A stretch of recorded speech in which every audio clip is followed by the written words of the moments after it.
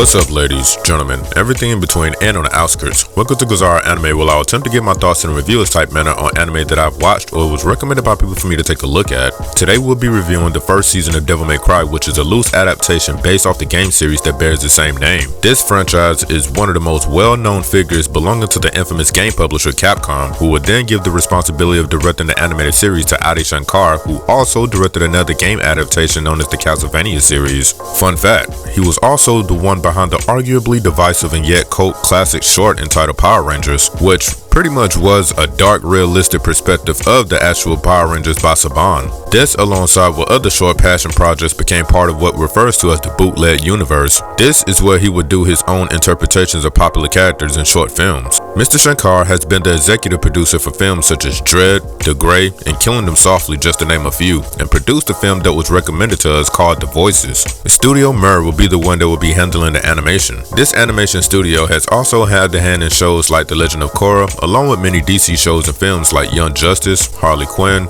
and The Adventures of Superman, Death of Superman, Watchmen, and many more. Devilmaycry's first season consists of 8 episodes. So what's the story? Devilmaycry is about this demon hunter who goes by the name of Dante that is somewhat a gun for hire when it comes to getting rid of vermin. Apparently, these creatures keep popping up everywhere within the human world to the point where the government has to create an organization that goes by the name of DarkCom. This is just short for the Dark Realm Command. These people specialize within hunting down demons and destroying them. However, things become a tad bit too much for them when this character dressed up as a disturbing aristocratic bunny rabbit inspired by the story Alice in Wonderland shows up. Let's just say that he has a personal vendetta against humanity and will use anybody and anything to fulfill his agenda. So when he begins to go nuts, the government ends up finding themselves a little bit over their heads, and guess who they turn to? The one and only Dante. Although they do have another person on their team, one person in particular who could say is the leader of the DarkCom unit and can be seen as being a little bit more dedicated to her job than most. In contrast to the guy within the bunny outfit, she seems to possess a personal vendetta against the demons that appears to go obviously beyond her simple duty of just protecting people. As you can see, there are two opposing forces, and flapdap in the middle is Dante, who throughout all of his shenanigans and run-ins with both DarkCom and demons, he ends up discovering more about himself and how his lineage ties in with this bunny and his goals that may lead to bigger problems that is yet to be seen in the future. The animation of Devilmaycry is something in my honest opinion wasn't anything that I was excited about, especially upon viewing the first trailers when it was released out into the wild. The reason being is that it was different than the first animated iteration that I've seen of this franchise. Do I still feel this way? Well, sorta. But that is not to say that there were some awesome moments throughout season 1, especially the fight scenes and this other scene when it was falling out of this airplane. The character design of Dante, the main character, at first had me a tad bit uninterested, but it does justice like quite a bit of other characters that appear in the show that stays true to how their characters appear within the game series. Speaking of that, some of the artistic liberties taken in the reveal of a certain character's form is something that I felt may have needed a little bit of work on. But other than that, how this anime looks is definitely a byproduct of dyxnt and his style of bringing the gaming franchise to life. I'm looking at you, Castlevania. And also, I couldn't help but to notice that there were some elements of cel shading CGI that was mixed in with the design as well. Luckily, it didn't clash with anything else, but instead just made characters more realized. Now let's talk about the music.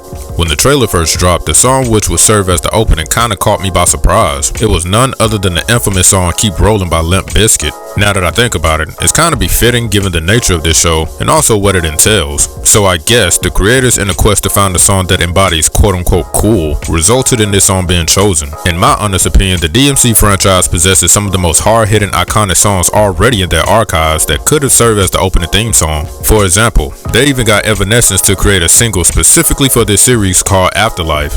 And that's Evanescence, the Evanescence. Speaking of Devilmaycry songs, a few of them that are renditions of the original can be heard. The main two that made me excited was the song entitled Bury the Light that first made its debut in the Devilmaycry 5 game, serving as the anthem of a very important character in the franchise.